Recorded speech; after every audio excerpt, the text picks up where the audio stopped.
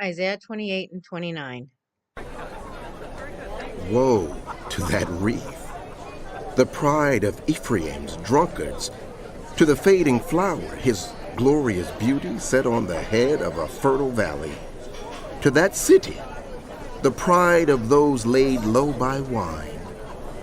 See, the Lord has one who is powerful and strong, like a hailstorm and a destructive wind. Like a driving rain and a flooding downpour, he will throw it forcefully to the ground. That wreath, the pride of Ephraim's drunkards, will be trampled underfoot.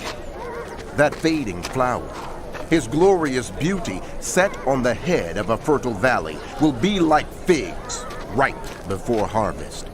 As soon as people see them and take them in hand, they swallow them. In that day, the Lord Almighty will be a glorious crown, a beautiful wreath for the remnant of his people. He will be a spirit of justice to those who sit in judgment, a source of strength to those who turn back the battle at the gate. And these also stagger from wine, and reel from beer. Priests and prophets stagger from beer and are befuddled with wine. They reel from beer. They stagger when seeing visions. They stumble when rendering decisions. All the tables are covered with vomit, and there is not a spot without filth. Who is it he is trying to teach?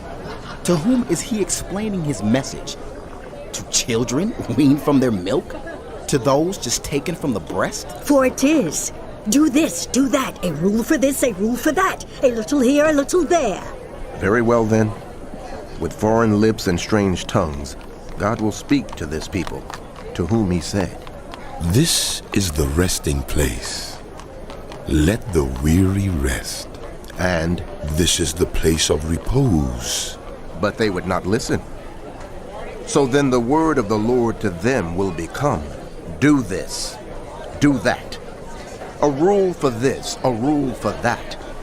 A little here, a little there. So that as they go, they will fall backward. They will be injured and snared and captured. Therefore, hear the word of the Lord, you scoffers who rule this people in Jerusalem. You boast. We have entered into a covenant with death. With the realm of the dead, we have made an agreement. When an overwhelming scourge sweeps by, it cannot touch us, for we have made a lie our refuge, and falsehood our hiding place. So this is what the sovereign Lord says. See, I lay a stone in Zion, a tested stone, a precious cornerstone for a sure foundation. The one who relies on it will never be stricken with panic.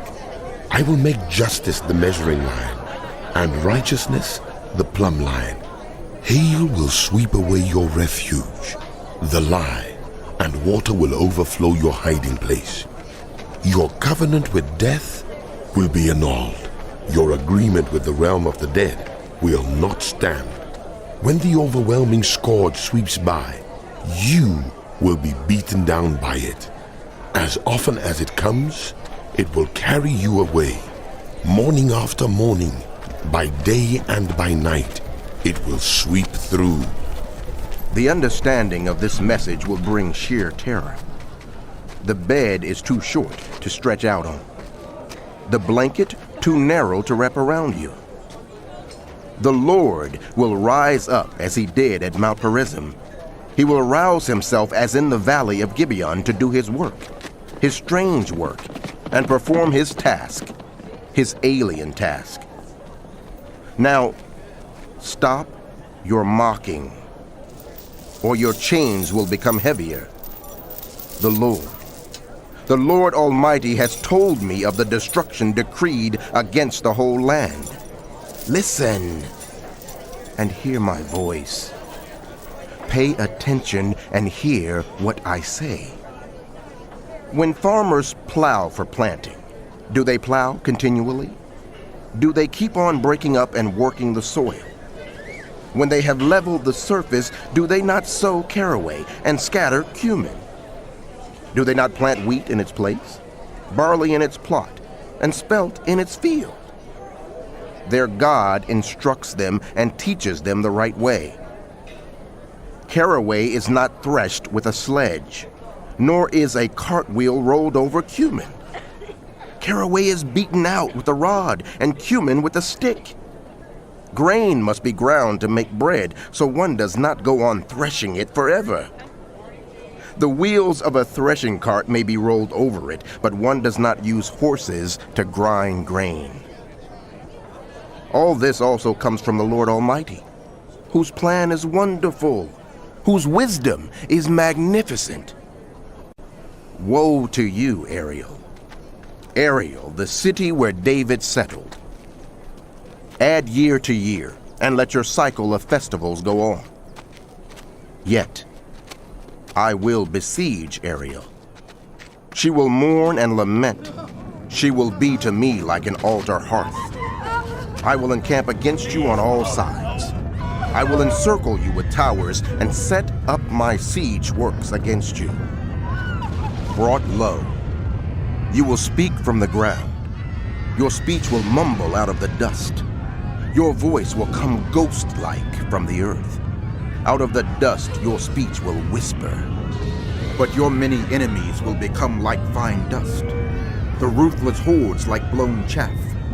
Suddenly in an instant, the Lord Almighty will come with thunder and earthquake and great noise, with windstorm and tempest and flames of a devouring fire.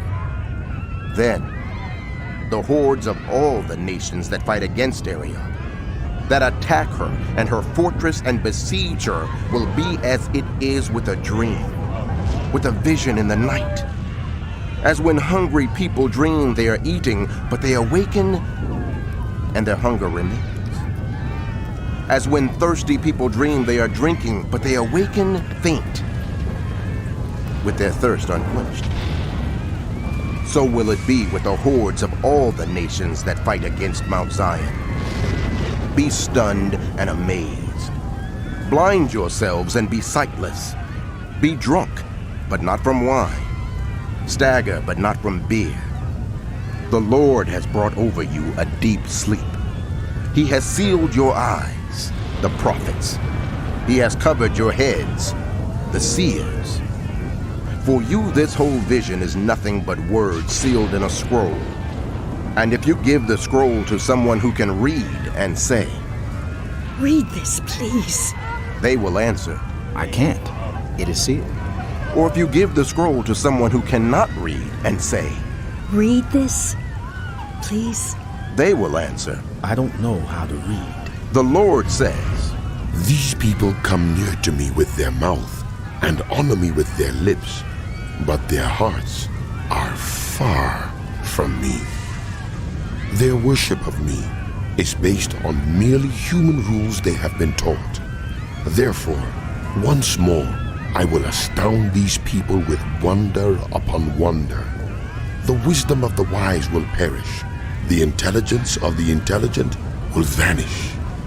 Woe to those who go to great depths to hide their plans from the Lord, who do their work in darkness and think, Who sees us? Who will know? You turn things upside down, as if the potter were thought to be like the clay.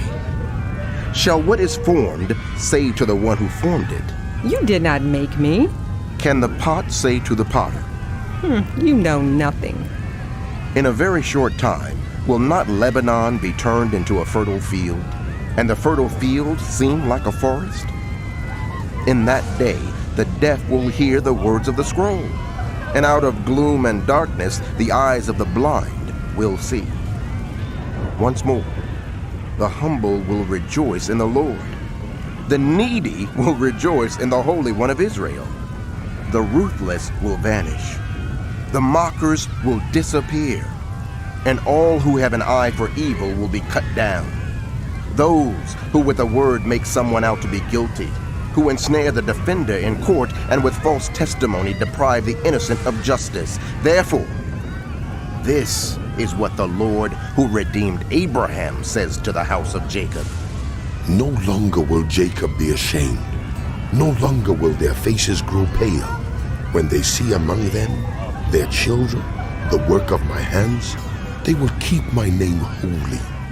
They will acknowledge the holiness of the Holy One of Jacob and will stand in awe of the God of Israel.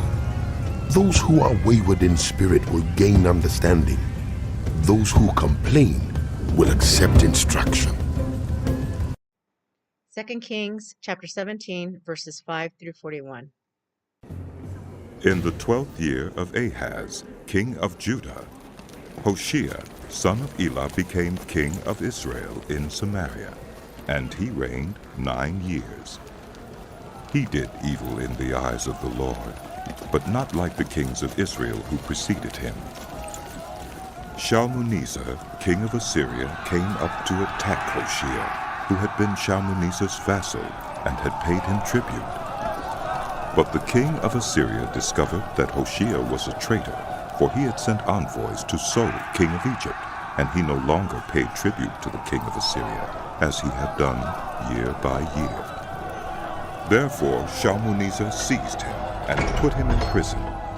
The king of Assyria invaded the entire land, marched against Samaria, and laid siege to it for 3 years. In the 9th year of Hoshea, the king of Assyria captured Samaria and deported the Israelites to Assyria. He settled them in Halah in Gozan, on the harbor river, and in the towns of the Medes. All this took place because the Israelites had sinned against the Lord their God, who had brought them up out of Egypt from under the power of Pharaoh, king of Egypt. They worshipped other gods and followed the practices of the nations the Lord had driven out before them, as well as the practices that the kings of Israel had introduced. The Israelites secretly did things against the Lord their God that were not right. From watchtower to fortified city, they built themselves high places in all their towns. They set up sacred stones and Asherah poles on every high hill and under every spreading tree. At every high place they burned incense, as the nations whom the Lord had driven out before them had done. They did wicked things that aroused the Lord's anger. They worshipped idols, though the Lord had said, You shall not do this. The Lord warned Israel and Judah through all his prophets and seers. Turn from your evil ways. Observe my commands and decrees in accordance with the entire law that I commanded your ancestors to obey, and that I delivered to you through my servants, the prophets. But they would not listen, and were as stiff-necked as their ancestors, who did not trust in the Lord their God. They rejected his decrees and the covenant he had made with their ancestors, and the statutes he had warned them to keep. They followed worthless idols and themselves became worthless. They imitated the nations around them, although the Lord had ordered them. Do not do as they do. They forsook all the commands of the Lord their God, and made for themselves 2 idols cast in the shape of calves, and an Asherah pole. They bowed down to all the starry hosts, and they worshipped Baal. They sacrificed their sons and daughters in the fire. They practiced divination and sought omens, and sold themselves to do evil in the eyes of the Lord, arousing his anger. So the Lord was very angry with Israel, and removed them from his presence. Only the tribe of Judah was left, and even Judah did not keep the commands of the Lord their God. They followed the practices Israel had introduced. Therefore the Lord rejected all the people of Israel. He afflicted them and gave them into the hands of plunderers until he thrust them from his presence. When he tore Israel away from the house of David, they made Jeroboam, son of Nebat, their king. Jeroboam enticed Israel away from following the Lord and caused them to commit a great sin. The Israelites persisted in all the sins of Jeroboam and did not turn away from them until the Lord removed them from his presence, as he had warned through all his servants, the prophets. So the people of Israel were taken from their homeland into exile in Assyria, and they are still there. The king of Assyria brought people from Babylon, Cutha, Ava, Hamath, and Sepharvaim, and settled them in the towns of Samaria to replace the Israelites. They took over Samaria and lived in its towns. When they first lived there, they did not worship the Lord. So he sent lions among them, and they killed some of the people. It was reported to the king of Assyria. The people you deported and resettled in the towns of Samaria do not know what the God of that country requires. He has sent lions among them, which are killing them off, because the people do not know what he requires. Then the king of Assyria gave this order. Have one of the priests you took captive from Samaria go back to live there, and teach the people what the God of the land requires. So one of the priests who had been exiled from Samaria came to live in Bethel, and taught them how to worship the Lord. Nevertheless, each national group made its own gods in the several towns where they settled, and set them up in the shrines the people of Samaria had made at the high places. The people from Babylon made Succoth-Benoth. Those from Cutha made Nergal, and those from Hamath made Oshima. The Avites made Nibhaz and Tartak, and the Sepharvites burned their children in the fire as sacrifices to Adramelech and Anamelech, the gods of Sepharvaim. They worshiped the Lord, but they also appointed all sorts of their own people to officiate for them as priests in the shrines at the high places. They worshiped the Lord, but they also served their own gods in accordance with the customs of the nations from which they had been brought. To this day, they persist in their former practices. They neither worship the Lord nor adhere to the decrees and regulations, the laws and commands that the Lord gave the descendants of Jacob, whom he named Israel. When the Lord made a covenant with the Israelites, he commanded them, Do not worship any other gods, or bow down to them, serve them, or sacrifice to them. But the Lord who brought you up out of Egypt with mighty power and outstretched arm is the one you must worship. To him you shall bow down, and to him offer sacrifices. You must always be careful to keep the decrees and regulations, the laws and commands he wrote for you. Do not worship other gods. Do not forget the covenant I have made with you, and do not worship other gods. Rather, worship the Lord your God. It is he who will deliver you from the hand of all your enemies. They would not listen, however, but persisted in their former practices. Even while these people were worshiping the Lord, they were serving their idols. To this day, their children and grandchildren continue to do as their ancestors did.